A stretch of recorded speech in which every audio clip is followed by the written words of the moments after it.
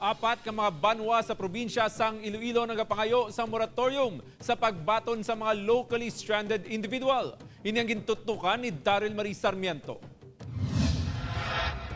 Tungod sa padayon nga pagsaka sang kaso sang COVID-19 sa probinsya sang Iloilo, padayon man ang pagdamo sa mga yara sa quarantine facility. Gani, pila ka mga banwa sa probinsyang nag-ayo nga pahuway anay sa pagbaton sang LSI. Formal nga nagpasa sang sulat ang banwa sang uton sa gobernador sa temporaryo nga pagpatuman sang moratorium sa pagpauli sang mga LSI. Naibaluan nga sa bilog nga probinsya ang uton ang may pinakadamo nga kaso sang COVID-19. Lakip man sa mga luyag magpatuman sang moratorium ang banwa sang Haniway, Leon kag San Dionisio. Their quarantine facilities are now overwhelmed kay naga-barangay based na sila.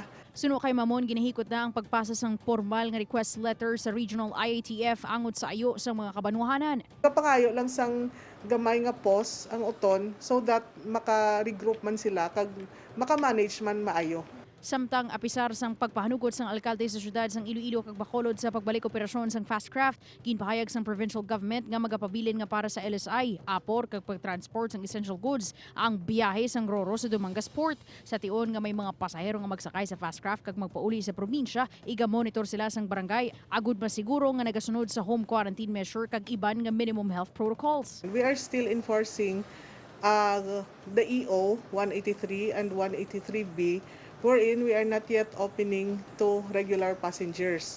Upod kay Hans Desierto, Daryl Marie Sarmiento, One Western Visayas.